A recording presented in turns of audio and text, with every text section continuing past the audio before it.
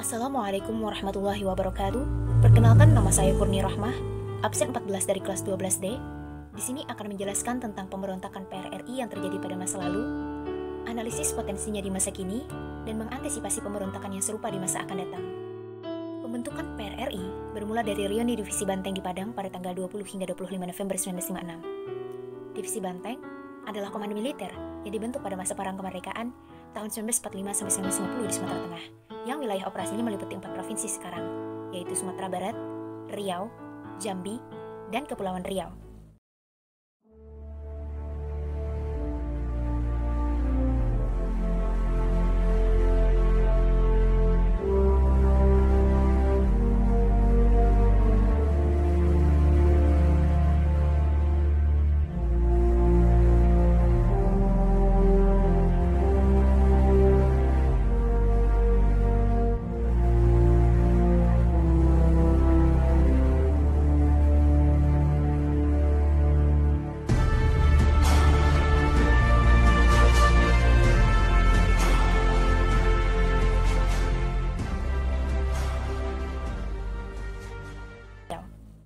Reuni tersebut dihadiri perwira aktif dan perwira pensiunan bekas Divisi 9 Banteng di Sumatera Tengah. Mereka merasa nasib dan keadaan tempat tinggal para prajurit yang dulu berjuang mempertahankan kemerdekaan dan perang melawan Belanda tahun 1945 sampai 1950 sangat memprihatinkan. Ada asrama yang ditinggalkan oleh KNIL atau tentara Belanda, akan tetapi tidak cukup karena jumlah mereka banyak. Divisi Banteng juga melihat nasib masyarakatnya semakin jauh dari janji-janji dalam perang kemerdekaan. Hidup mereka semakin susah dan jauh dari rasa keadilan dan kemakmuran. Reuni tersebut menghasilkan perlunya otonomi daerah demi menggali potensi dan kekayaan daerah. Mereka merasa kecewa terhadap pemerintah pusat karena dianggap telah melanggar undang-undang dan dianggap cenderung sentralis, sehingga pembangunan di daerah terabaikan. Reuni yang dihadiri oleh sekitar 612 orang perwira aktif dan pensiunan itu menyetujui pembentukan Dewan Banteng yang dipimpin oleh Letkol Ahmad Hussein selaku Komandan Resimen 4 dan Tetorium 1 yang berkedudukan di Padang. Pembentukan terjadi pada 25 November 1956. Pembentukan Dewan Banteng ini diikuti dengan pembentukan Dewan Gajah di Sumatera Utara, pimpinan Kolonel Maludin Simbolon, Dewan Garuda di Sumatera Selatan, pimpinan Letkol R. Barlian, dan Dewan Manguni di Sulawesi Utara, pimpinan Letkol Vence Sumual. Pengurus Dewan Banteng terdiri dari 17 orang, yang terdiri dari 8 orang perwira aktif dan pensiunan, 2 orang kepolisian, dan 7 orang lainnya dari golongan sipil, ulama, pimpinan politik, dan pejabat. 1 bulan setelah pembentukan Dewan Banteng, yakni pada 20 Desember 1956, Letkol Ahmad Hussein merebut kekuasaan pemerintah daerah dari Gubernur Ruslan Mulyo Harjo. Dalihnya, gubernur yang ditunjuk pemerintah tidak berhasil menjalankan pembangunan daerah.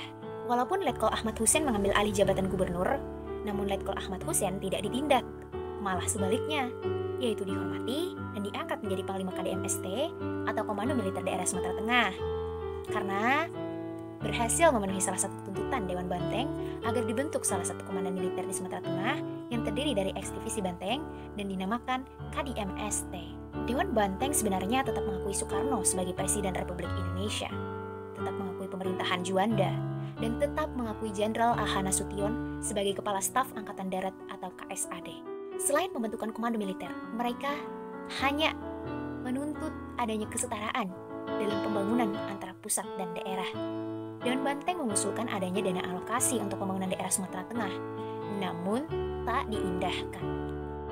Karena hal ini, maka Dewan Banteng tidak mengirimkan lagi seluruh penghasilan daerah Sumatera Tengah ke pusat.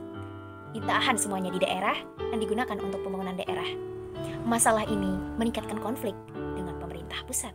Konflik pusat dan Dewan Banteng makin menjadi setelah Dewan Banteng memutuskan berdagang langsung dengan luar negeri tanpa prosedur yang lazim, yaitu melalui Departemen Perdagangan dan Bea Cukai. Yang dibarter adalah teh, karet, dan hasil bumi Sumatera Tengah lainnya. Dana atau penghasilan yang diperoleh dari hasil barter itu digunakan untuk mendatangkan alat-alat berat untuk pembangunan jalan, seperti traktor, bulldozer, aspal, dan berbagai alat berat lainnya. Tak hanya Dewan Banteng, namun Dewan Gajah, Dewan Garuda, dan Dewan Manguni juga berhasil membuka hubungan dagang dengan luar negeri dan menghasilkan uang untuk pembangunan. Seperti dikutip dari majalah .temco.co dengan judul PRRI Membangun Indonesia Tanpa Komunis, pada akhir Maret 1957, 10 perwira staf Markas Besar Angkatan Darat atau Mabes AD mengambil inisiatif mencari jalan keluar dari kemelut yang sudah meluas menjadi konflik daerah ini. Mereka membicarakan maksud tersebut ke Perdana Menteri Juanda, yang ternyata sangat mendukung upaya rekonsiliasi itu.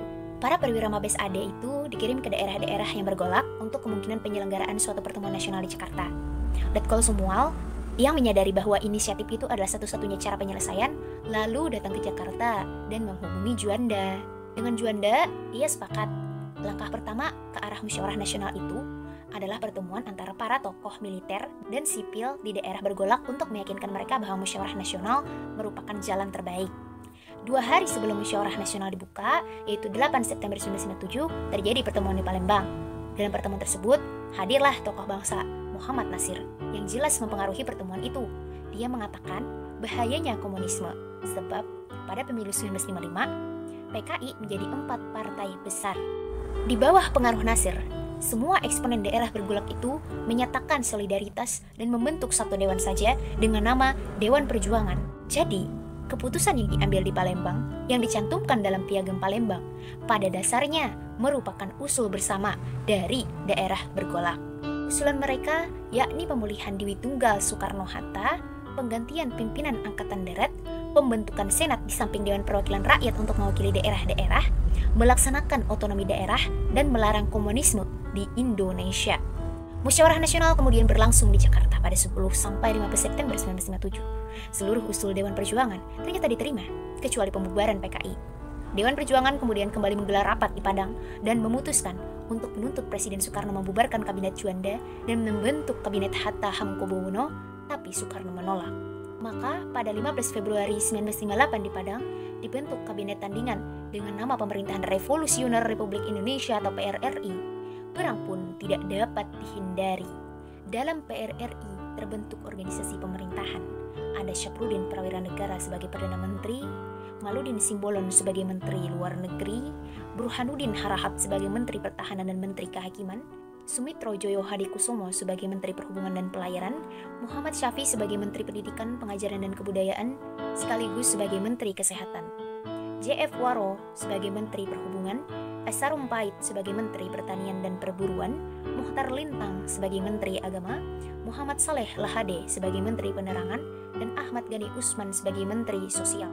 PRRI kemudian dilanjutkan dengan pembentukan pemerintahan federal atau disebut juga sebagai Republik Persatuan Indonesia atau RPI yang diproklamirkan di Bonjol pada tanggal 8 Februari 1960. Syafruddin Prawira Negara diangkat menjadi presidennya. Pembentukan RPI ini membuat perpecahan di kalangan tokoh politis sipil dengan tokoh-tokoh militer. Kemudian, Kabinet Juanda mengeluarkan perintah menangkap Syafruddin Prawira Negara, Burhanuddin Harahap, dan Sumitro Joyo Hadikusumo. Situasi pun semakin panas di Padang dan di daerah lain di Sumatera Barat digiatkan latihan-latihan militer, terutama sekali terhadap mahasiswa dan pelajar. Di mana-mana terlihat orang berbaju hijau dan memanggul senjata. Senjata-senjata bantuan Amerika Serikat pun berhamburan jatuh dari pesawat terbang pada beberapa tempat di Padang dan Bukit Tinggi pada malam hari. Tidak hanya dengan pesawat terbang Amerika mengirimkan senjata, tetapi juga dengan kapal-kapal selam. Pertentangan ini dianggap pemberontakan oleh pemerintah pusat. Deklarasi dan ultimatum itu dianggap sebagai proklamasi pemerintahan tandingan. Kondisi ini disikapi frontal oleh Presiden Soekarno dan kemudian ditumpas dengan pengerahan kekuatan militer terbesar yang pernah tercatat dalam sejarah militer Indonesia. Serangkaian operasi militer pun dikerahkan, termasuk pasukan yang dipimpin oleh Ahmad Yani dan Ibnu Sutowo untuk membasmi PRRI dan juga Permesta. Bulan Mei 1961, gerakan yang disebut pemberontakan ini pun akhirnya tumpas. Para pemimpinnya ditangkap atau menyerahkan diri.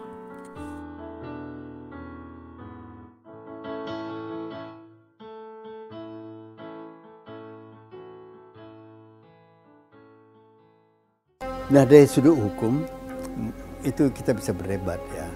Tapi mereka sebenarnya menentangnya. Mereka tidak maksud, sebabnya kalau berontak itu mereka menyerang. Mereka tidak menyerang, baru ngomong. Tapi sudah mengingkari legitimasi yang berkuasa sekarang. Itu jadi problem. Ketika secara di atas kertas mereka berontak, tapi dalam realitas mereka belum berbuat apa-apa. Jadi yang sebetulnya apakah mereka berontak? Kalau berontak kan orang menyerang. Ini mereka hanya ngomong. Mereka belum ngomong, langsung dihantam. Jadi dibom Bukit Tinggi, dibom Pekanbaru, dan tentara menyerbu ke daerah Sumatera Barat.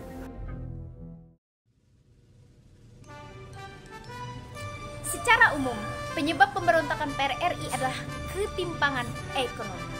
Seperti yang kita lihat, Hal yang seperti ini tidak hanya terjadi di masa lalu, tapi juga di masa kini. Pemberontakan serupa PRRI bisa saja terjadi lagi sewaktu-waktu. Sejalan dengan apa yang dikatakan Pak Yusuf Kala pada Selasa 10 Juli 2018, masalah ketimpangan bukanlah masalah yang baru. Setiap saat bisa saja terjadi. PRRI dan Permesta itu memberontak di Sulawesi dan Sumatera. Di sana kaya, tapi sarana bangunannya rendah. Dari data BPS pada Maret 2021, tingkat ketimpangan pengeluaran penduduk Indonesia yang diukur oleh Gini Ratio adalah sebesar 0,384. Angka ini menurun 0,001 poin jika dibandingkan dengan Gini Ratio September 2020 yang sebesar 0,385 dan meningkat 0,003 poin dibandingkan dengan Gini Ratio Maret 2020 yang sebesar 0,381. Gini Ratio dengan angka 0,3884 termasuk ke dalam ketimpangan rendah. Walaupun ketimpangan rendah, tetap saja itu adalah ketimpangan ekonomi. Saat masa PPKM, akibat pandemi seperti sekarang ini, mungkin orang yang kaya akan dengan mudah mencukupi kebutuhan pokok sehari-hari. Namun, orang yang tidak punya akan semakin melarat di masa sekarang ini. Inilah yang disebut dengan ketimpangan, yaitu jarak antara orang kaya dengan orang miskin, antara pusat dan daerah. Karena itu, mengatasi ketimpangan ekonomi merupakan hal yang sangat penting untuk diperhatikan saat ini, terutama oleh pemerintah. Mengatasi masalah ketimpangan ekonomi memang tidaklah mudah. Ada 3 pokok masalah yang harus diselesaikan untuk mengatasi ketimpangan ekonomi, yaitu pendidikan, kesehatan, dan sanitasi. Karena ketiga hal ini berhubungan dengan perkembangan hidup seseorang. Kebanyakan orang akan berpikir bahwa masalah apapun dalam kehidupan berbangsa dan bernegara seperti ketimpangan ekonomi yang terjadi adalah tugas pemerintah pusat. Hey, kita adalah negara kesatuan yang berbentuk republik. Setiap daerah punya otonomi, setiap daerah punya perwakilan anggota DPR, setiap provinsi punya gubernur, tiap kota punya wali kota, tiap kabupaten punya bupati, kecamatan punya camat, tiap desa punya kepala desa, kelurahan punya lurah. Bukan hanya pemerintah pusat, namun pemerintah daerah lah yang seharusnya sangat berperan dalam mengatasi ketimpangan ekonomi. Bayangkan saja, Indonesia itu besar, bagaimana bisa pemerintah yang di Jakarta yang mengurus segala hal detail. Karena itu pemerintahan dibagi-bagi di Indonesia.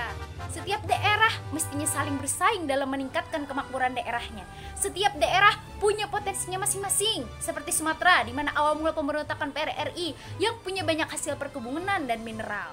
Namun nyatanya, sayang sekali, sejumlah pejabat daerah malah sibuk memperkaya dirinya masing-masing hingga tertangkap oleh KPK. Padahal, seperti yang dikatakan Pak Yusuf Kala kembali, cendekiawan, ilmuwan, dan pemimpin daerah harus bersatu memberikan aspirasi. Pada akhirnya, peran semua orang diperlukan dalam mengatasi ketimpangan ekonomi, membuat inovasi, mengembangkan dan memajukan daerahnya. Bukannya setelah sukses malah menetap di luar negeri, terutama untuk para pemuda yang saat ini lagi bermalas-malasan, malas sekolah, malas mengerjakan tugas, malas berinovasi, malas mengembangkan diri. Hei kawan-kawanku, usia muda adalah usia emas agar kita bisa menyongsong daerah kita menjadi daerah yang sejahtera. Mudah sekali kukatakan cara mengantisipasi pemberontakan serupa PRRI, yaitu dengan meningkatkan kualitas pendidikan dan kesehatan di daerah, baik oleh pemerintah masing-masing daerah ataupun oleh masing-masing individu. Pendidikan di sini bukan hanya pendidikan ilmu-ilmu seperti matematika dan sebagainya ya, tapi juga pendidikan moral. Pendidikan moral sangat perlu ditingkatkan di setiap jenjang sekolah agar korupsi di masa depan bisa diminimalisir. Ayo kita menjadi manusia yang terdidik dan bermoral. Terserah mau nilai ujian berapa, terserah mau kuliah di mana, yang penting kita tidak lagi buta tentang banyak hal di dunia ini. Dengan begitu, pemikiran kita bisa berkembang dan dapat menghasilkan inovasi serta mengembangkan daerah kita masing-masing sehingga menjadi daerah yang produktif dan makmur. Demikianlah yang dapat saya sampaikan. Mohon maaf atas segala kekurangan maupun kesalahan dalam penyampaian ini. Terima kasih atas segala perhatian. Wabillahi taufiq wal hidayah. Wassalamualaikum warahmatullahi wabarakatuh.